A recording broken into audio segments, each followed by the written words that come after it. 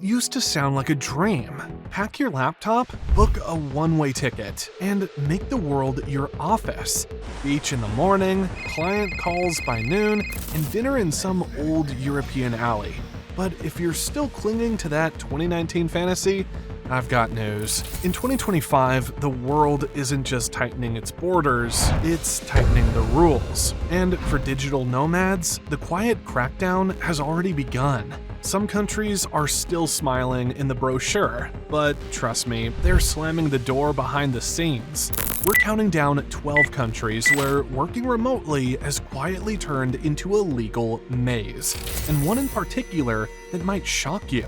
So let's start with a place most nomads never expected to be a problem. Number 12, Slovenia. Slovenia may not scream digital nomad hotspot, but it was gearing up to become one. It announced a new digital nomad visa in 2025, offering a 12-month stay. Sounds generous, right? But here's the catch. It's non-renewable. That means once your time is up, you're out. No extensions, and before you even enter the country, officials are trained to sniff out misuse. Slovenia is in the Schengen zone, and that makes things stricter. Border agents now cross-reference travel histories, visa types, and entry reasons more closely than ever. The visa also requires proof that all your income comes from outside Slovenia. That rules out even the tiniest freelance gig with a local client. And once you're inside, good luck staying long-term. Tourist visas are also closely monitored. Agents are looking for nomad patterns, long stays, laptop-heavy bags, and inconsistent return flights. Miss a step and you risk a denied entry or even a ban from the entire Schengen area. Slovenia may seem welcoming in press releases, but the reality is carefully controlled and quietly exclusionary. 11. Japan. Japan has always been strict, but in 2025 it's taken things to another level. The country introduced a 6-month remote work visa under designated activities, but it comes with zero flexibility. You can't extend it. You can't switch to another type. You can't stay longer without starting from scratch. And most importantly, tourist visas come with an ironclad no-work rule, remote or otherwise. Japanese immigration doesn't play games. If you're caught with a working laptop, client emails, or anything that suggests paid activity, you could be turned back at the airport. They define work as anything that earns you income, no matter where your clients are based. That means even answering a Slack message could be seen as a violation. In 2025, Japan is less of a digital nomad destination and more of a paperwork obstacle course. 10. Estonia. Estonia was once the darling of the digital nomad world, fast, digital forward, and welcoming on paper. But in 2025, even this tech-savvy nation is putting on the brakes. The nomad visa still exists, but the income requirement is no joke, around 4,500 euros per month. That's before you factor in insurance, housing proof, and the fine print that limits what kind of work qualifies. Even more quietly, Estonia has started enforcing stricter entry control. Remote workers misusing tourist visas are being flagged more often. Why? Because their border systems are some of the most advanced in the world. Algorithms analyze previous entries, countries visited, and even declared professions to spot patterns. You won't see angry immigration officers, just a quiet denial of entry. Or worse, a mark on your travel record that affects your next destination. Estonia hasn't banned digital nomads outright, but it's made the process so precise and the rules so tight that one wrong move could land you outside its borders for good. Number 9. Croatia. Croatia was one of the first in Europe to roll out a dedicated digital nomad visa, and at first glance, it still looks like a win. 12 months of legal stay, around $2,400 a month income threshold, and no local taxes. But beneath that friendly surface, the cracks are starting to show. In 2025, many nomads are discovering that the one-year visa is the only shot they get. Renewal options are thin, and authorities are watching for overstayers, visa runners, and even people reapplying too soon after exit. They're cracking down harder in tourist-heavy areas like Split, Dubrovnik, and Zagreb. It's not just the visa itself. Croatia's rental market is shifting under pressure. New laws require all visitors to register with local authorities, and Airbnb hosts must comply with tax and tourist laws. Suddenly, what used to be a casual stay becomes a mountain of paperwork, and locals are starting to push back on the housing impact. You can still go, but staying under the radar, that era is fading fast. Number 8. Greece. Greece has welcomed nomads with stunning views and a 3-year visa option, but that warm welcome is now covered in fine print. To qualify, your income must come entirely from abroad, and you'll need airtight proof of insurance, income, and housing. Fair enough, but the real problem, what happens once you're inside? In 2025, Greek cities are under pressure. Airbnb-style rentals now require registration, and tourists must pay new local taxes. Landlords are being investigated, and nomads without proper paperwork are at risk of eviction or legal trouble. On top of that, local sentiment is shifting. In places like Athens and Crete, community complaints about gentrification and housing shortages are rising. The government isn't banning digital nomads with a bold headline.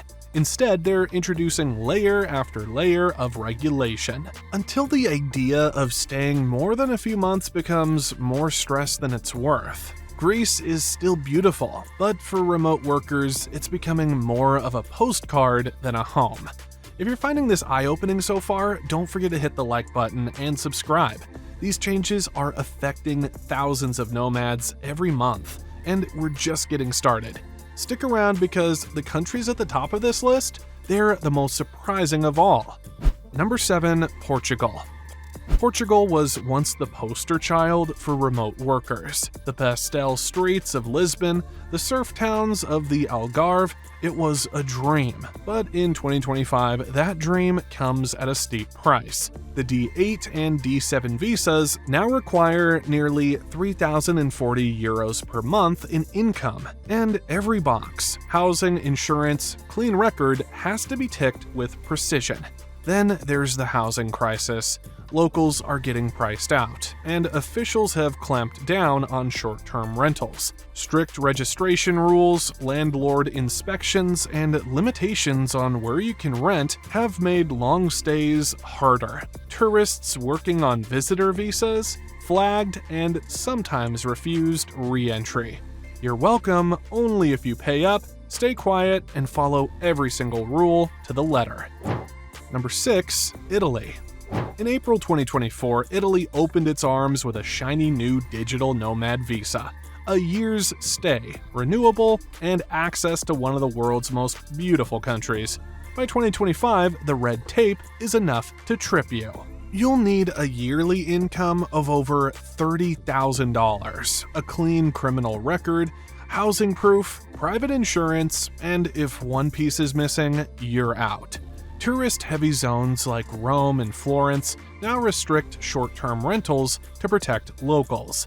That dreamy Airbnb, it might be illegal to stay in for more than a few days. Italian bureaucracy is no joke, from local registration to health declarations. Even small errors can stall or cancel your stay.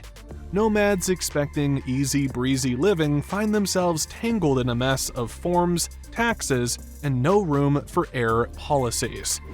5. Spain. Spain talks the talk with its startup law, low-tax digital nomad visa, and 5-year renewal window. But don't let that fool you. On the ground, things are shifting fast. Cafes in Barcelona, Valencia, and Santiago are banning laptops during peak hours or charging fees just to sit down. That laptop and latte lifestyle actively discouraged. Airbnb-style rentals are heavily regulated now, especially in city centers. Caps, registrations, tourist taxes, and even local protests have made staying long-term complicated. One misstep, an unregistered rental, or a work-related email on a tourist visa could mean fines or worse. Spain hasn't kicked nomads out, but it's making life inconvenient on purpose. Digital workers once blended in. Now they're standing out, and not in a good way. 4. Thailand. Thailand once thrived on visa runs, border hopping to renew your stay, no questions asked. But in 2025, that door is shutting hard. The new long-term resident LTR visa offers 5 years, but only to those making over $80,000 a year. That's not most digital nomads. And if you're using a tourist visa to work remotely, immigration is watching. In Chiang Mai, Phuket, and Bangkok, enforcement is serious. Overstayers face huge fines, entry bans, even detention. Border agents at crossings like Sungai Kolok now deny re-entry to travelers with visa-run histories. Even the new Destination Thailand visa meant for remote workers comes with warnings. Don't break the rules. Behind the smiles and sunsets, Thailand's message is clear. Follow the system or don't come at all. For nomads dreaming of Thai street food and co-working spaces, 2025 is less about freedom and more about walking a legal tightrope. 3. Canada. Canada seems friendly on the surface. 6-month tourist stays are allowed, and nomads are technically welcome as long as they don't work. But that "as long as" is the problem. Canada doesn't offer a dedicated nomad visa, and remote work, even for foreign companies, isn't officially permitted under a tourist visa. Until February 2025, there was a temporary loophole that allowed visitors to apply for work permits. That's gone now, and immigration officers have more power than ever to deny entry based on suspicion alone. You might get in with a smile, or be turned around after a laptop search and a few wrong answers. 2. United States. It's ironic, the birthplace of Silicon Valley, the land of remote startups, is one of the least welcoming places for digital nomads. There's no official nomad visa, and the standard B1-B2 tourist visa, it strictly prohibits working. Yes, even for clients outside the US. In 2025, border officers are being trained to spot digital nomads. They look for long stays, work-related conversations, even social media posts. Travelers have been denied entry for admitting they plan to work remotely, and others have been banned for years after being flagged during a routine check. The rules haven't changed, but the enforcement has. If you plan to casually work from a coffee shop in New York or LA, you're playing with fire. The US may be open for business, but not for yours. Number 1. The Philippines. Here's the shocker. The Philippines is often seen as a digital nomad haven. Affordable, English-speaking, and packed with beachfront co-working spaces.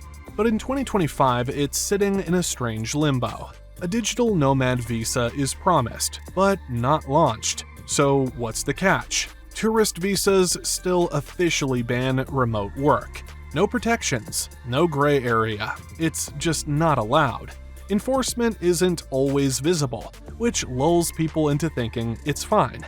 But that uncertainty is exactly the danger. If something goes wrong, like a visa overstay or an immigration check, your work history becomes a liability. No paperwork, no protection, and without a proper visa, digital nomads in the Philippines are completely exposed. For a country with so much potential, the lack of clear pathways make it unexpectedly risky. And until that visa actually launches, the Philippines remains a risky bet for remote workers. I booked my last trip to Cancun for half the usual price. And no, I'm not gatekeeping. I used Expedia, and I've got an affiliate link below that gets you the same deals. No extra cost to you, just real savings. I'm really grateful for your time and attention. I spend hours curating and simplifying info like this. So if you found it helpful, consider buying me a coffee. It keeps me going. Which country surprised you the most? Drop your thoughts in the comments. And don't forget to like, subscribe, and hit the bell because next, we're diving into a tiny island nation that just offered free land to Americans. But the catch? You'll want to hear it before packing your bags.